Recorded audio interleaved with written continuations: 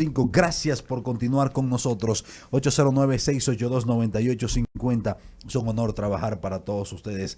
Estamos frente al micrófono Lady Dotel, este servidor Hansel García, Rafael Dolores Frías, nuestro productor. Rafael pendiente a todo, cosa esta que agradecemos. Miren, en esta parte del programa nosotros queremos dedicarla a las elecciones de Colombia.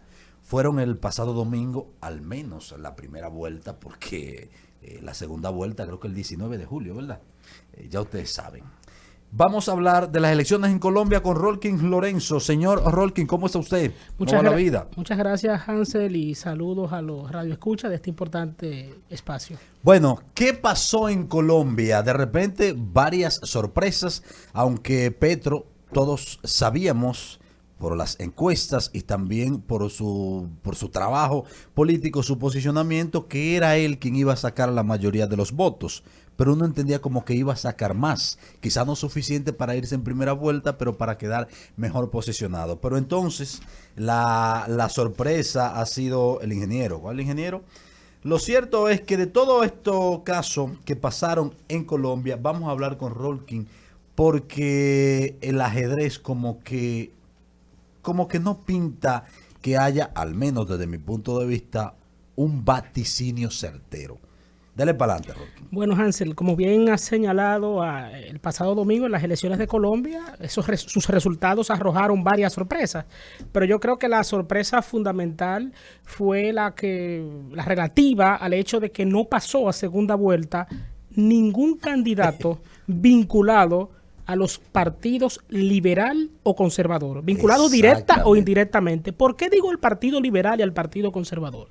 Porque desde hace más de 100 años en Colombia, todos los presidentes, con excepción de Gustavo Rojas Pinilla, que fue dictador en los años 50, todos los gobernantes colombianos han surgido directa o indirectamente del partido liberal o del partido conservador. De ahí que muchos medios titulan, Rolkin, que el gran perdedor de las elecciones de Colombia, al menos en este certamen del domingo, fue la ultraderecha.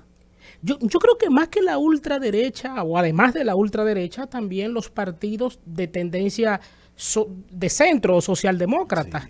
Por ejemplo, ahí hay figuras como el expresidente César Gaviria, que lidera el Partido Liberal y que estaba apoyando al candidato Fico Gutiérrez, que no pasó a la segunda vuelta. Por lo tanto, allí el derrotado ha sido el sistema de partidos tradicionales de Colombia, que desde el año 2002, con el triunfo de Álvaro Uribe, ya venía demostrando o dando muestra de cierta fisura, de cierta grieta. Ahora bien, yo creo que también la otra gran sorpresa, más allá de que no haya pasado ningún candidato de los partidos tradicionales a la segunda vuelta, yo creo que consiste en el hecho de que una especie de bateador emergente se haya colado a la segunda vuelta electoral. Eso es Rodolfo Hernández. Rodolfo Hernández. Digo una especie de bateador emergente, aunque no lo creo así. ¿Por qué? Porque ese señor ha apelado a una estrategia muy de moda en los últimos años, que es la denominada antipolítica.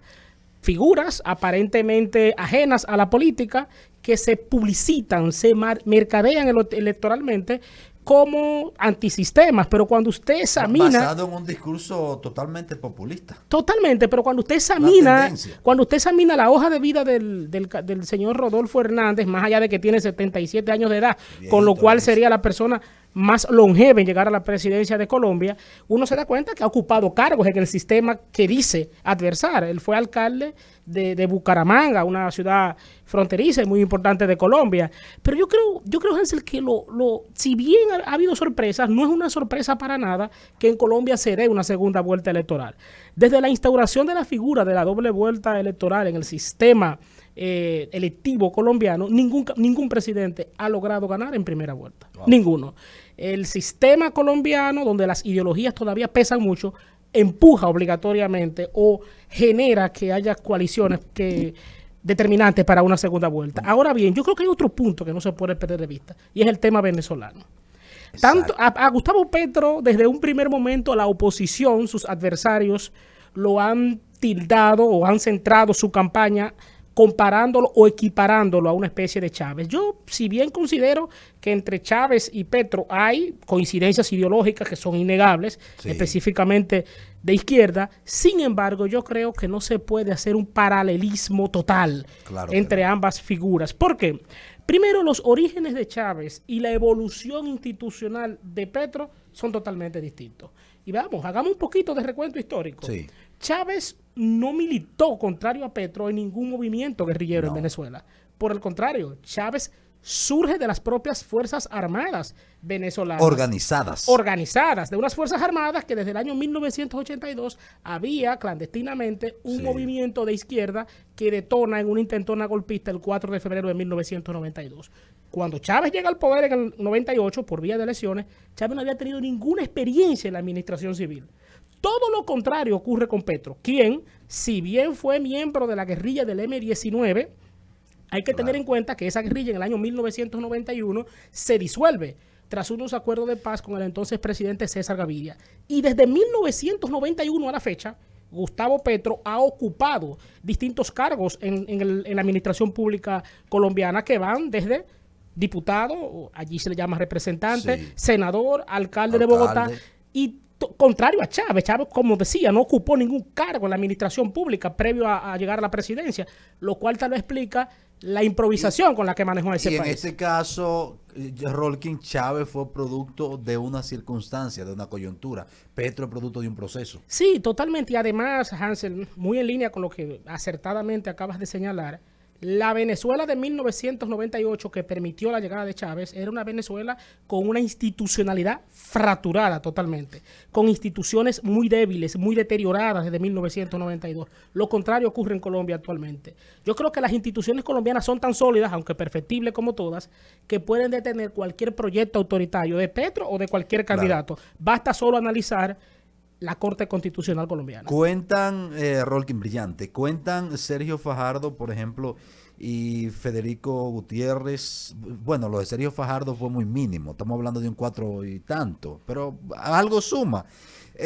¿Pueden estos tres hombres, Rodolfo Hernández, Federico Gutiérrez y Sergio Fajardo, cerrarle el paso a Gustavo Petro bajo la argumentación de no llegar a ser una Venezuela, una Cuba? Yo también creo que es extremo eso que tú has dicho, pero cuentan ellos con los votos, quizás con el amarre político para cerrarle el paso. Mira, Hansel, en política los números no son absolutos. 2 más 2 no son siempre 4, y no se puede decir que el 28% que sacó Rodolfo Hernández más un 23% restante se va a sumar automáticamente. No. Ahora bien, ¿qué sucede?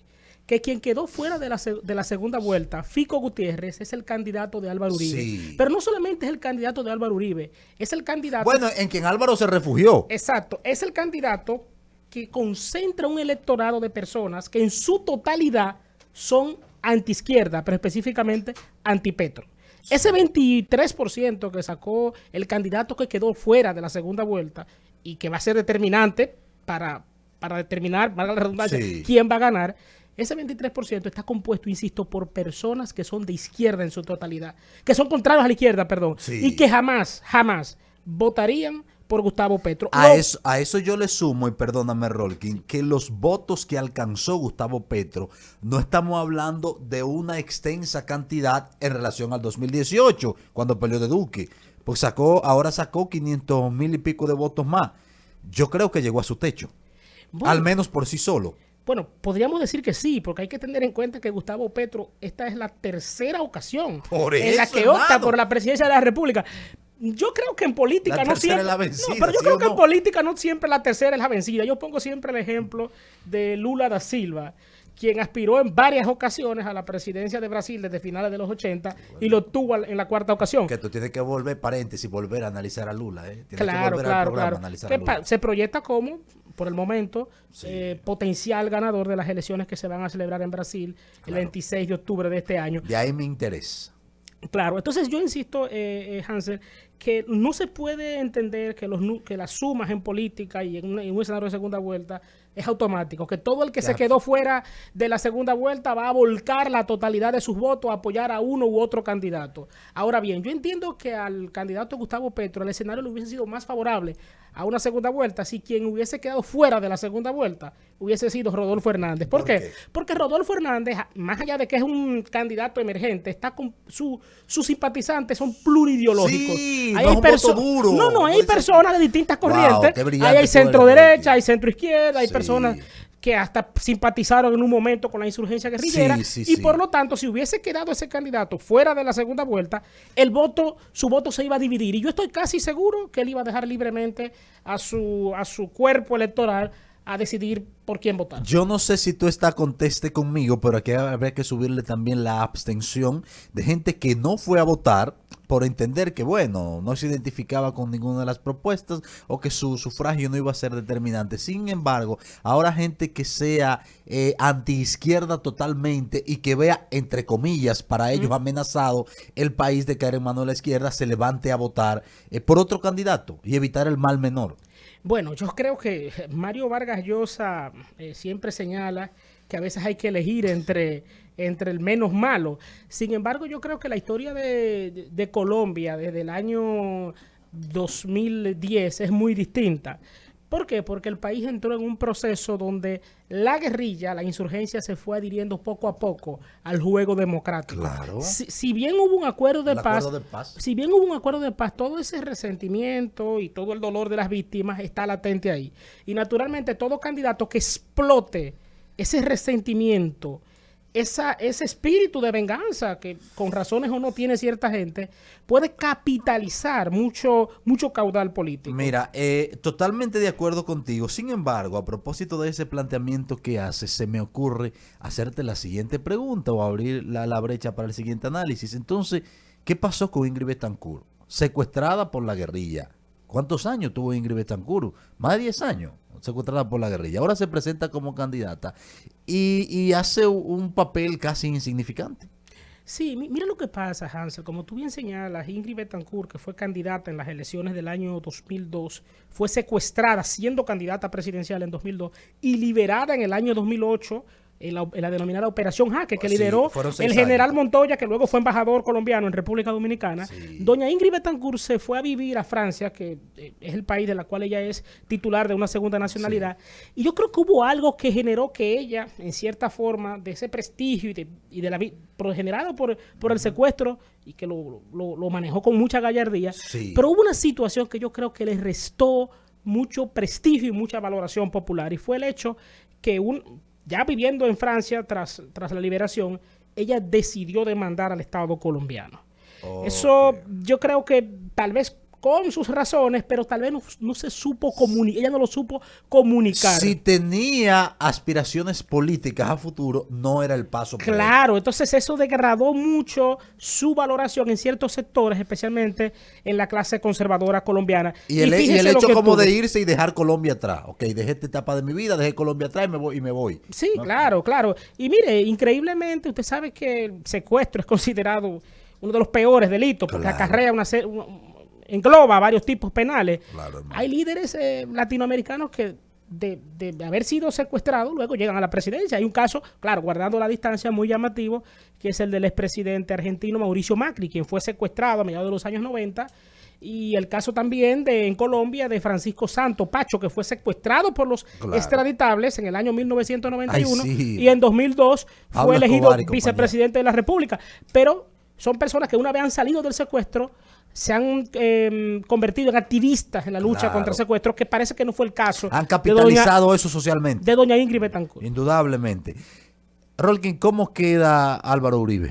Fíjense, yo creo que Álvaro Uribe, guardando las abismales distancias, es un político muy parecido al fenecido presidente Balaguer. Es un político que tiene una capacidad de reciclaje impresionante.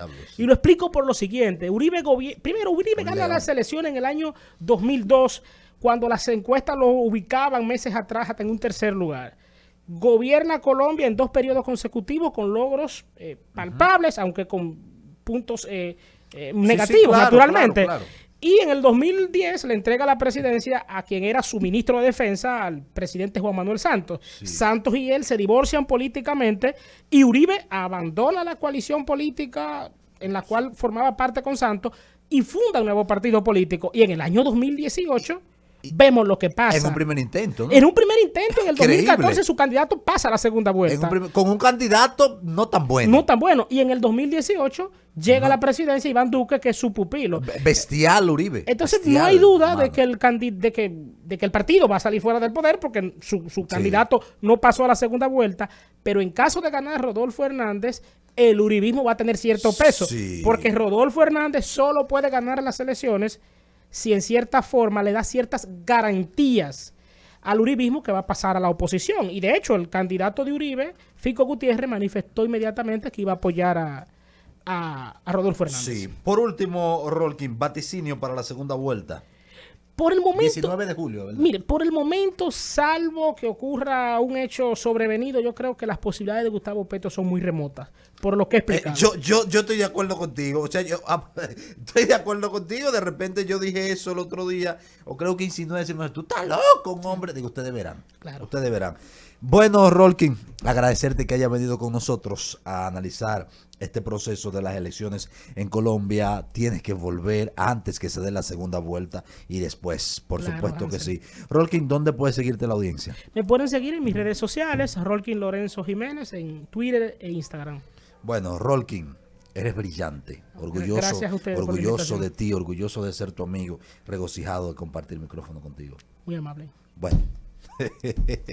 Terminamos, me encanta la diplomacia de Rolkin, hermano Rolkin. Terminamos el programa. Mañana regresamos, Dios mediante, con Tomando el Rumbo a partir de las 3 de la tarde por aquí por Rumba 98.5. Agradecerle a Lady Hotel que Rafael me la tenía entretenida, que haya acompañado, que nos haya acompañado por la invitación. invitación. Bueno, un honor, gracias a ti, Lady. Regresamos mañana a partir de las 3 con Tomando el Rumbo.